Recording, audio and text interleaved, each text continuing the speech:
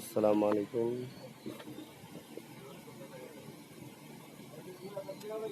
ব্যয় কমান,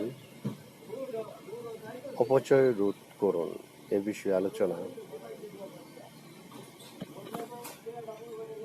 আমরা ব্যয়কে কমিয়ে আনবো, তাহলে দেখা গেছে ব্যয় কমাবো কিভাবে, অপচয়টা রোধ করবো।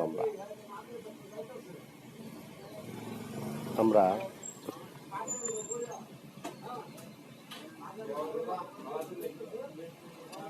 প্রয়োজন মতো খাবো, অতিরিক্ত খাবো না।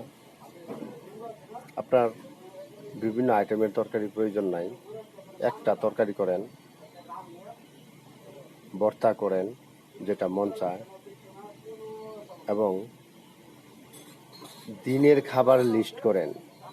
আপনি সকালে কি খাবেন, সপ্তাহের যে লিস্টটা, এটা করলে ভালো হয়। আপনি সকালে কি খাবেন, দুপুরে কি খাবেন, রাতে কি খাবেন, তা পরিবারকে নিয়ে একটা লিস্ট করেন।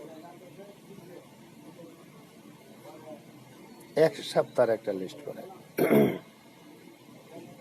এতে দেখা গেছে কত টাকার মধ্যে আপনার ফ্যামিলি মাসটা পার করবে, এরকম একটা লিস্ট করেন। লিস্ট করলে সুবিধা হলো আপনার অতিরিক্ত রান্না হলো না, অতিরিক্ত গ্যাস পুড়লো না,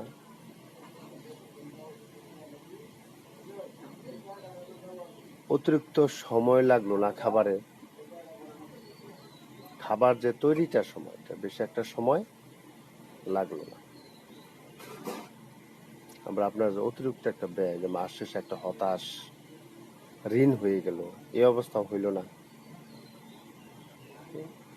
তাহলে সবচেয়ে উত্তম হলো খাবারের লিস্ট করা, দিনে একটা, সাপ্তাহিক। আপনি দিনে একবার মাছ খান, দুইবার মাছ খান, ভর্তা খান, শাকসবজি খান। সকালে একটা ভর্তা শাকসবজি, দুপুর মাছ তরকারি ভর্তা খান, রাতে ডাল। এবং যারা মধ্যবিত্ত এবং গরিব আছেন, তারা দুপুরে তরকারিটা খাইতে পারেন। এভাবে একটা খাবারের লিস্ট করে, যাদের আমাদের টাকা আছে বেশি, তাদের খাবার লিস্ট আরো উন্নত হবে। তবে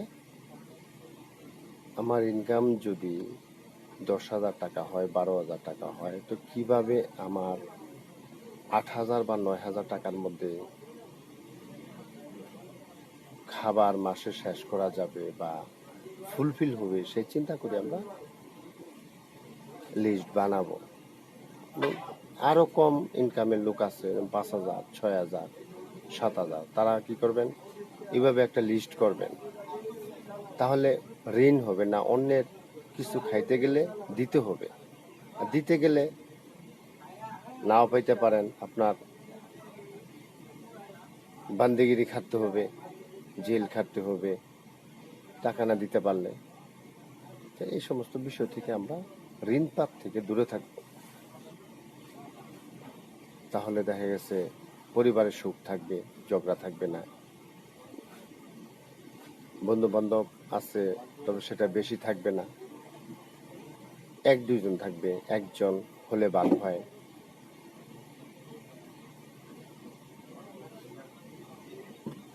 তা আত্মীয় স্বজন আসলে কি করবেন? বেশি যদি আত্মীয় স্বজন আসে, যোগাযোগ ব্যবস্থা কার সাথে রাখলে আপনার সমস্যা না হয়, এরকম ব্যক্তির সাথে আপনার যোগাযোগ রাখতে হবে। আসসালামু আলাইকুম। আলহামদুলিল্লাহ, কেমন আছেন? তাহলে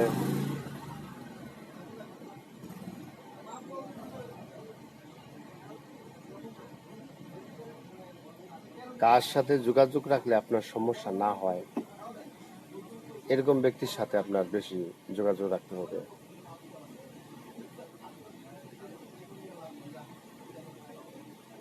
খাবার দাবার, এরপরে চলাফেরা, মনের অবস্থাটা বুঝে এমন দু একটা শতকরা পাওয়া যায় এরকম লোকের সাথে চলাফেরা পারলে করা ভালো, না হলে সেপারেট থাকাই ভালো। ব্যয় যদি কম হয়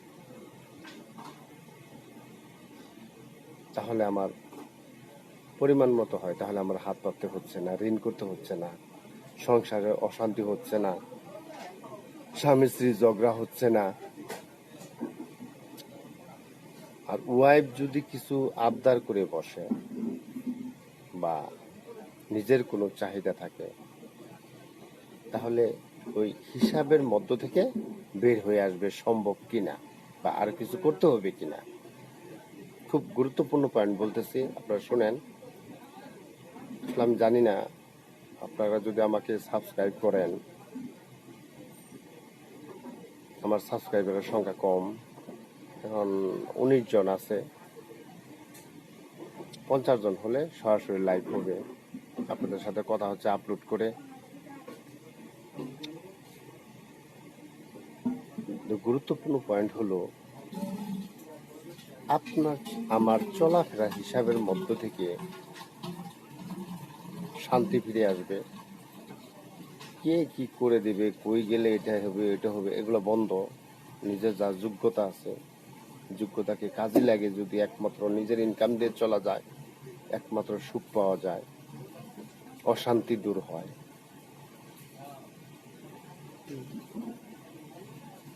এই সমস্ত বিষয় বুঝতে হবে যে সুখ খুঁজতে খুঁজতে অনেকে জুতা কয়লা করে ফেলছে, পা ভেঙে ফেলেছে, মৃত্যু হয়ে গেছে, আজীবন অশান্তিতে পড়ে আছে, সর্বহারা হয়ে, এরকম লোকও পাওয়া যায়। তা আমরা যদি নিজেকে খুঁজি আমি এটা করব, আমার একটা দায়িত্ব যে আমি বুঝে নিব, তাহলেই আপনার সুখ আসবে। এই জন্য আপনাকে যথেষ্ট পরিমাণে ব্যয় কমিয়ে আনতে হবে। পরিমাণ মতো ব্যয় করেন, আপনার যেটা দরকার, না হলেই না হয়। আস্তে আস্তে আস্তে আস্তে ইনশাল্লাহ আল্লাহ তাআলা সুখের ঠিকানায় আপনাকে নিয়ে যাবে ইনশাল্লাহ। আপনাকে আমাকে আল্লাহ তাআলা সুখে রাখুক, দোয়া করি। আজকে পর্যন্তই। আসসালামু আলাইকুম।